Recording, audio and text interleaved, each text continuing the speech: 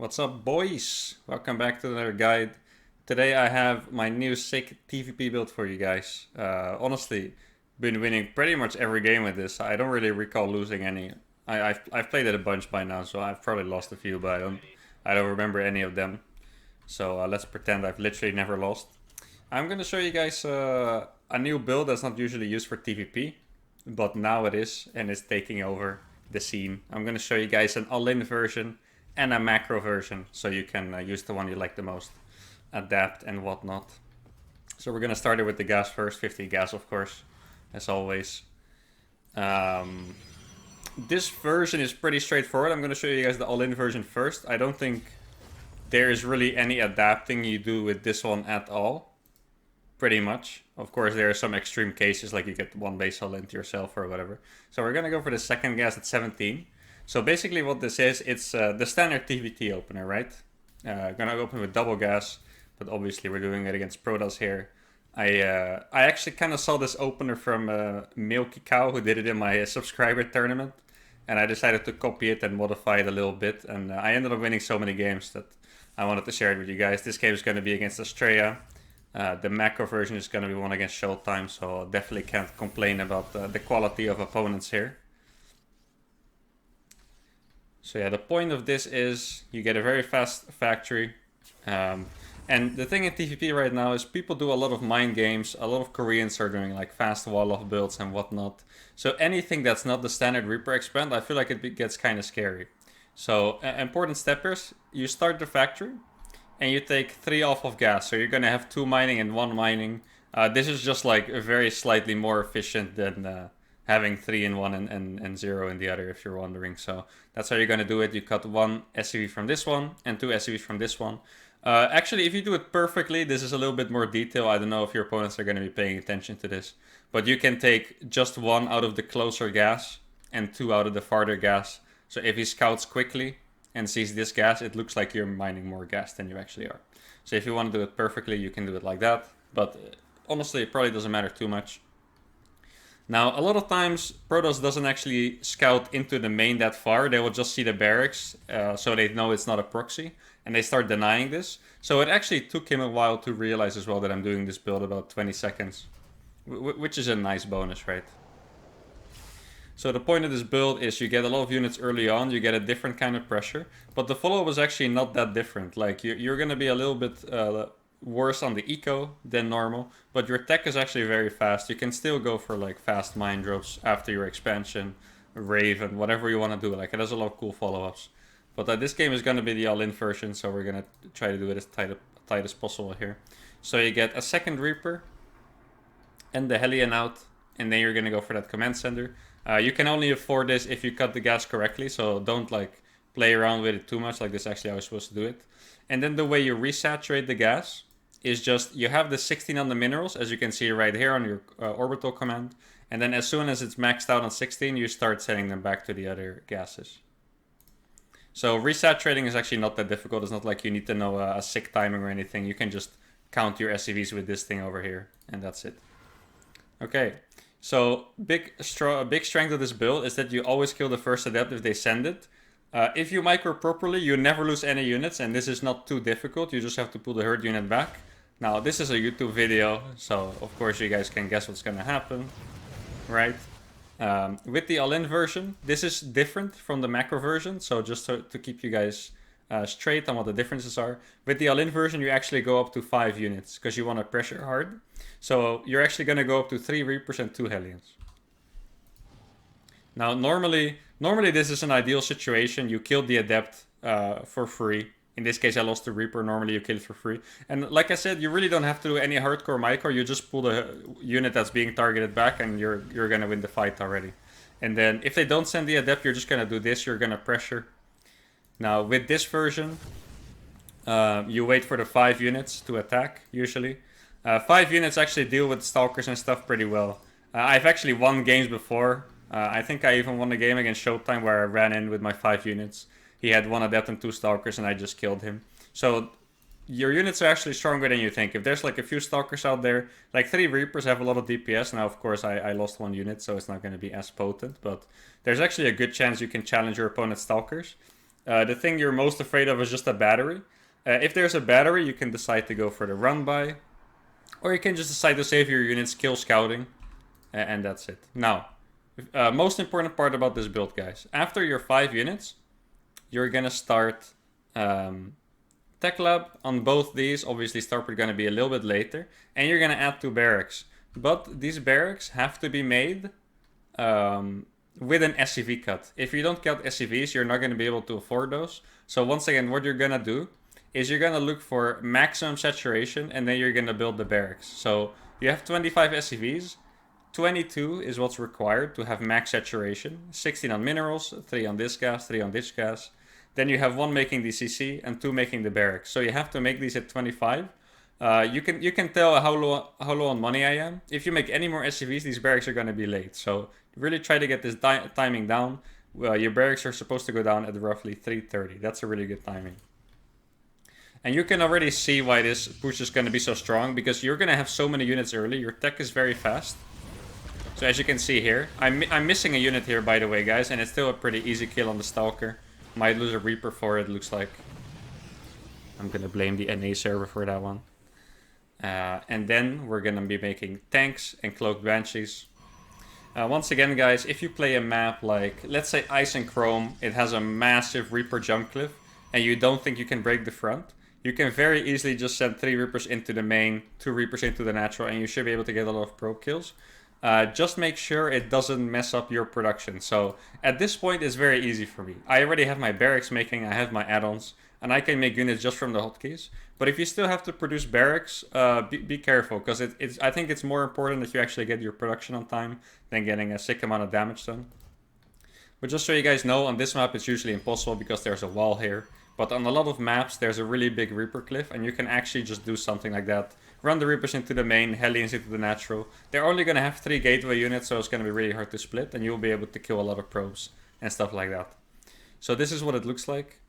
We have 4 Marines producing, no add-ons on these, no cloak on this, we don't have money for that. So as you can see, this is not... to transition from this build is really hard. You know, you could lift those barracks here, but this is really just designed to be a super hard-hitting push. There's no cloak, we're not memeing around with anything like that, we're just getting so many units out. And yeah, we're gonna hit really hard. 2 tanks, 3 tanks, and the marine count is gonna be very high since we're not making any add-ons. You can also see we don't have any money, so this build is actually very tight. Make sure you get it down well. Obviously, I'm saying this now, but I might forget it, but I'm going to try to post the replays of these in the description as well. So either download them from there, or if they're not there, write a comment that I'm stupid, and I'll upload them as soon as I read it, promise. So we're going to wait for the 3rd tank, and then we're going to go right away. You see unsieging this tank already. And we're going to pull the boys. Now obviously we don't have a lot of boys, it's going to be 4 boys I'll be pulling. This was making a depot. Obviously make sure you don't pull any of the mules. And you can see, guys, it's 5 minutes, and this is the army we're moving out with after having an early pressure. Like, this is a really strong army to be moving out with. What does our opponent have? 9 Stalkers. That's a lot, by the way. I feel like he is playing this very safe. 9 Stalkers is a lot, for sure. Like, this is a safe build by him. He's not even making a 3rd base yet. Wait, is that... kind of looks like it's blocking the 3rd. Well, it doesn't matter, I guess. And this push is still going to hit very hard. Obviously, when you play against Blink or Robo, dealing with 3 tanks is just very hard until you get charged. Like, they're not going to have charge at this time unless they do a very weird build. I think this game is a funny and good example, because I think I even forget to siege my tanks. Like, I tried to, but it didn't. Like, I pressed the wrong hotkey. Like here, I tried to siege them, but it didn't work. So I'm just going to win this game unsieged. Like I said, guys, he's playing very safe. He's pulling all the probes. I forget to siege, and I'm still going to crush him. It's just a really strong push. I'm not sure exactly why, but it keeps working every time. My friends have been having success with it. So definitely, guys, if you're in a bit of trouble with PvP, definitely try this push out. I think it's insanely strong. And yeah, obviously, if you can, try to not find in range of the battery. But if I would have sieged my tanks here, I would have won easily anyway, right? But this bad boy here counts for like 25 units, so... You know, do the math in your head and be like, I have 4 tanks, he has 1 zealot. Maybe I should run for the battery. Unseat tanks are also very strong, by the way. They actually have so much DPS. Look, At this point, I thought maybe I don't have to siege anymore. I think I might still siege at the end, but the unsiege tanks are so strong, actually. I love it. Fantastic fight. And obviously at this point, there's no hope anymore. He has... actually, he has more pros than me, but like he can't produce anything that really kills this at this point. 3 tanks, 4th tank on the way as well, somewhere, maybe. There we go. Like I said, it's a very money-tight build, so sometimes you may have less reinforcements than you expect. This is a great move by him, if it wasn't for the fact that he's already dead. And that's gonna be it for this push. I'm not sure when I kill him exactly. 20 seconds. So if just a quick recap. This build does have 2 SCV cuts. One is for the barracks, right?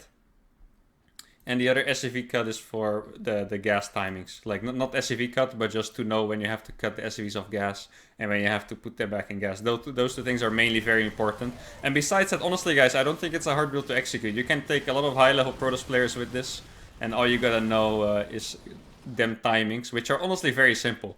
I'm not a guy of timings at all, so when I say it's simple, it's actually pretty simple.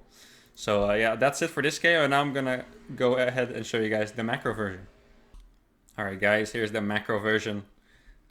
All these games are very recent, by the way, as well. This one was 3 days ago, 4 days ago, something like that, I'm not sure. And the other one, something like that as well, maybe a week or so. So this game I'm going to show you the macro version. I'm going to speed it up a little bit, because you guys already saw the opener just now. What I have to say is that there are more macro versions of this than I'm going to show you here. Like, you can go Mind Drop, you can go Raven, you can do both. You can do a lot of things from this. That's just what I'm trying to show you here, and I'm going to show the macro version that I like. So don't forget the gas first and the double gas. The main thing that's different about this build. I feel like a lot of those things come very naturally, guys. So yeah, if you played like TVT builds before, like, you're gonna know when to make your units. Just remember that the thing that sets this build apart is the gas first into the double gas before the expansion. I'm just fast forwarding. I already explained the build, and I'm also gonna try to post those in the replays, or those replays in the description, so you guys can figure it out from there. So yeah, the adaptation starts roughly around here in a little bit. One thing I have to note as well is with your first 3 units, Command Center upgrade. If you have a Reaper Hellion, if the guy sends out the Adept first, it should be good for you. But on a map like this, there's actually a chance that I'm not sure how the pathing works exactly, but there's a chance your units go this way and the Adept goes this way, right? And you will miss the Adept, and this, in some cases, is actually problematic. If you play the macro build, you actually need to get good scouting done, because if you miss these, the adaptation with this build is that you only make 3 units before you move on to other units and add-ons. So if you miss the Adept is actually going to be very annoying on your side of the map, and you're going to have to bring it back and stuff. So you need to be careful when you play this build. Ideally, you will send the Reaper here, let's check if the Shade is coming, and then you can go for the timing attack. Now, this was a build from a tournament game. I beat him with the all-in version the game before, so I felt safe that he wasn't going to send the Adept across, because he knew what I was going to have. Now, this is where the adaptation starts, guys. Normally, as you can see, we have 2 Reapers and 1 Hellion. Normally, you would add another Hellion and a Reaper, but here we're going to go for the starport and the reactor on the barracks, because this is way less committed than normal. And what I like to do is to get the mine. I feel like this is kind of the start, or the moment where you can start being creative. You could make a tech lab here and go for a Cyclone, or go for a really fast Banshee, Raven, whatever you guys want. But this is the macro version that I like. But yeah, definitely encouraging your creativity here. Like, this build has so many options, guys. It definitely hasn't been explored all the way by anyone, really. So feel free to add your own twist to it. Now, this is a common thing to see. The battery. If you play with 5 units, this is where I would recommend the adaptation. As you can see, this is exactly the map I was talking about before with Ice and Chrome. This is really hard to wall off. So if you go for the 5 unit version, he has a battery. 3 Reapers go into the main. He has a battery here too. That's good defense by him. Hellions go here. And it's going to be very annoying. You're probably going to be able to isolate and kill some units. 3 Reapers really easily beat a Stalker, by the way. So if he splits up his units, sends a Stalker here, you're probably just going to kill it. So don't be too afraid. Explore your options, guys. Alright, so I'm gonna go for a double Widow Mine drop, my preferred version. And then actually I'm gonna go into the Raven. Now, this is actually a really cool side effect of this build, is that he actually went very safe. He went for 2 batteries. And then he also made Blink and a Robo before any gateways. Because if you play a 2-gas opener, you can have very fast cloaked Banshees, for example. Or very fast cloaked Widow Mine drops. Also adaptations you can do, by the way. So he went for Blink and then also felt the necessity to make a Robo to be safe. I guess probably against the cloaked Widow Mine drops. And he wants to scout as well. So he is actually being super safe. And we're not actually even going to be behind at all from this opener. I feel like we're even in a really good spot. Like, the mind game effect of a build like this is very strong. Oops. And obviously, the scouting potential when you have more than one Reaper is just insane. Like, you're pretty much always going to be able to scout. Here you can see me just sacrificing my Hellions, scouting those gases, gates at the front, scouting the entire main. And that's it, you know. Our eco is honestly pretty good. We're 8 workers down. That's very normal for a TVP, to be honest. But we got all the scouting done, and we already have a very high tech. Don't forget we have a mine drop on the way already, together with the Raven. So honestly feeling very good in this game. I was feeling very confident in this game as well. And then the standard way to do it for me. You can play 3cc as well, by the way, guys. But I don't know. I kind of like 3x more at the moment. So I'm just going to go for 2 Widow Mine drops, Raven. And then 2 extra barracks. I feel like tanks are honestly very debatable. I feel like in this build tanks work out pretty well, so you can make 1 or 2 tanks. But I don't really like making tanks. I only made 1 just because he had Blink Stalkers to be safe. But if you want to make 2 tanks, that's more standard. You can totally do that.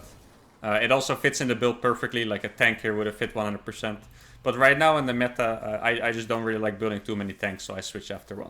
But once again, something you can decide for yourself. Korean Terrans like playing tanks. I don't. So I do it my own way, and it works out very nicely. Then we get the 30C going. As you can see, guys, the build honestly flows very well. Like, we have the 30C already, 3 racks, all of this. Our mineral to gas ratio is very good. I feel like even with some standard builds, you end up getting like a lot of gas or maybe even a lot of minerals. But this build honestly flows very well. I feel really comfortable playing this build over the past week. So you guys know how I usually do it, right? We're playing against Colossus, and I saw that, I'm pretty sure. Yeah, I scouted all the gases in the Robo Bay. So I'm gonna go for the Marauder heavy composition. I'm gonna drop a few Widow Mines for the distraction. Or, distract with the front push just to drop Widow Mines. Also, I noticed in this game that Protosses don't really expect you to drop any more Widow Mines after a certain point. So this one obviously hits very late because I have the one over here. And I actually got in without any attention being paid to it at all, which is very nice. So I still have a lot of those early game units. I actually sacrificed my other Reaper to scout extra. I think I sent it in this path. And like I said, when you have multiple Reapers, scouting just becomes so much easier, guys. Even your first Reaper gets in sometimes. But if you have 2 Reapers and a Hellion, I feel like you're going to have to try to not scout. They would have to, like, full wall and put, like, 3 units here. Maybe that doesn't even do the trick, actually. I'm gonna need some focus fire for that. But yeah, it's very easy to scout like this. So like I said, Marauder heavy. Gonna make those into tech labs as well, most likely. I say most likely like I'm casting my own game. Sometimes I'm not sure about my own games either, guys. I make mistakes, okay? As you guys know with my Reaper memes. And he's just playing very safe over here. Colossus play. One thing I have to add, guys, is that I play particularly passive because of the Colossus, okay? If it wasn't Colossus, for example... If it wasn't Colossus, if I saw only 3 gases instead of 4, if I didn't scout the Robo Bay, I probably would have moved out for now with my +1 and combat shields timing. Obviously, you still need to pay attention to those. Sometimes you would move out before your third, but with this build, your +1 and your combat shields finish at around this time, 7:15. So this is when I would have liked to hit if we didn't play Colossus. Obviously, still playing careful because it sounds weird, but my build is pretty economic. With a normal 3 racks, you don't actually get your third base that fast, but I got it pretty fast. So I felt like I was economically in a great spot. Let's look at the worker count. 54 already. Honestly very healthy. Like I said, guys, 55, 67, that's a perfectly fine worker count at this stage for Terran, unless you do an amazing amount of damage. So this is the way we're gonna do it. I think I'm definitely gonna push out now, just to distract, or did I send something else to distract? I'm not sure. I had this Widowmine drop alive, so that's what happened. So I always try to tell you guys, don't just do one harassment at once. So I sent this one in just so I could send this one in unspotted. If this one was dead already, then I actually would have moved out with this Medivacs. By the way, guys, this army can't do anything against this yet. 3 Colossus, I can't even matrix all of those. So what I would have done is just moved out to the front, make sure his observer or probe or an adept or whatever he has to scout sees me, and then move in with the drop. But because I still had this one alive, I used that one as a distraction instead. Probably gonna get a bunch of probes. There we go. 13 probes, I think those two. 8 and 5, beautiful. So back at home, like I said, 4 tech labs because we're playing as Robo Bay. Gonna have to get those gases as well because I like to play double starport. I think this game I might go without a double starport, I'm not completely sure. Like I said, you always have to look at your timings. For example, if I look at this as a spectator right now, I would recommend you go for the 1-1 ghost timing, because by the time this upgrade finishes, I'm gonna be really high in supply, probably like 180 or something like this. And I can throw down my Ghost Academy right now and have Ghost in time for my 1-1 timing. So looking at this game, that's definitely what I would do. Like, we barely lost any units. We traded like the Reaper Hellion. We traded 2 medevac drops with Widow Mines. But we didn't lose any army. So our army is huge. And we didn't trade any of it out. So doing a 2-2 timing right now would be... Like, we don't have a timing. We would have 400 supply by the time we have 2-2, you know. So I hope I'm going to throw down the Ghost Academy. There we go. Fast Mark, you're my man. Perfect. And that's also why I'm not making the second starport, because if you make a second starport, it's not going to kick in by the time you have 1-1. If I made a second starport now, I wouldn't be able to afford this Viking right here. So that I get this question still sometimes. I feel like I've explained it a few times. I'm just going to keep telling you guys, getting it in your brains. That sometimes the 1-1 timing just works better than a 2-2 timing, and you guys can see why. Imagine if I make an armory and an eBay now. Like I said, I would actually have 400 supply by the time I have 2-2. Obviously, you can still do it. This game, I wasn't actually planning to macro out of it, but I had a lot of money, so then I decided to do it. In my opinion, going 8 racks on 3 bases is not really an option. So, yeah, you would rather make a 4 CC than make extra barracks. Like, it doesn't really do that much, right? So then, before you move out, obviously I want to hit with that 1-1, or right? So you get your turrets up, turret here, turret there, to go against the prisms. You always want to have those up if you move out, guys. I'm not talking about the early ones, but if you move out later, just have those turrets up. Like, if someone warps 12 zealots in your base and your army is here, that's just freaking annoying, okay? So, just like I said, I had a lot of money, so I plopped down the extra eBay anyway. Now, you might say this is late, but this is actually fine, because pretty much my entire game plan at this point is to hit with that 1-1 timing. This is like a backup transition, you know. Like, it's not like I'm playing a super standard trade or macro game. I just want to kill him with this timing. Now, obviously, this timing is very strong. Raven, a bunch of Vikings, and 4 Ghosts, I think, yeah. Some guys wonder how I hotkey this, so I'm going to show you guys that right now. All my bio is on 1, then I have my Ghost on 2, and then my Vikings plus Raven are on Q, actually. As you can see, I rebounded Q to 9, but this is how I hotkey this army. So you can dance your Vikings and your Raven back and forth just by using the Q, and then the Ghosts are just on their own because they can go in EMP. If you want to try it out, you can also put your Ghosts with the Vikings, because you kind of move them back and forth at the same time. Like, you don't need Ghosts to be in the front line, so that's also something you can try out. But that's how I hotkey my units anyway. So here we have that backup going, but mostly everything depends on this big push. Could be even after this, of course. And actually, I feel like this is how you can see that I was in a good position this game. Like, my army, and some of you might probably disagree, but in my opinion, my army looks way stronger than his. If I get any form of EMPs on like the sentries and the archons, I feel like his army would just get crushed. So I feel like I think that's what he does as well. Like, he runs, he can't really, I guess he agrees with me. He needs more disruptors, he can't really save this base. So the way you want to approach this is, it's kind of hard to distinguish armies sometimes. But if it's a heavy Zealot army, which this is not, I don't consider this to be heavy Zealot. This is mostly tech units plus Stalkers, right? 3 Colossus, 4 Archons, 2 Disruptors, 10 Stalkers. Against this, I would just go for the Matrixes. You could honestly disable the Disruptors as well if you want to. I usually go for the Colossus. And then you just EMP everything. But if it's heavy Zealot, and with heavy Zealot I mean like 25 plus Zealots, and then whatever else, probably a lot of Archons, maybe Storms, then you go for the anti-armor missile, because you just need to gun those Zealots down fast, and Archons as well. But if you play against a more high-tech army like this, like not super Zealot heavy, then I would always recommend going for the Disable instead. Then because there's Disruptors, in general against Protoss you want to concave, but against Disruptors, you always want to come from 2 sides. You simply cannot fight Disruptors from one angle.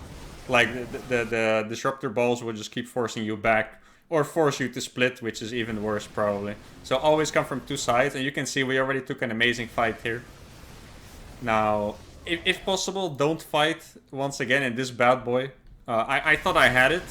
Honestly, I started to question myself a little bit during this fight, to be honest. Like, this battery was doing so much healing. Look at that Colossus. Actually crazy. But in the end, it was enough anyway. My backup army is here. And also, by the way, just quickly, I put my rally somewhere here. The Warp Prism tried to go in, but the turrets were ready. And the reinforcements were just able to clean the Zealots here. Like, it's a very simple defense. Like I always say, try to not react, try to be prepared. Okay, so that's what I was here. While this fight was going on, Prism couldn't go into the main, and my reinforcements were here to stop the Zealots at the same time. Like, you can be Maru and have 5 million APM, but ideally you're just prepared, because you just don't want to make the game too hard for you. And here we go. If you're not confident in focusing the Disruptors, you just run away. Like, you don't have to be fancy about it. And that's it, guys. Honestly, in my opinion, this opener is so good at this point. I always feel in a comfortable spot. It's hard for them to read the mind games. If you guys notice they're being greedy, you can do the all-in version, or even make your own all-in version. Like I said during the video, there's so much to adapt on. And yeah, it's a very versatile and strong build. And I hope you guys are going to have fun with it. Thank you guys for watching.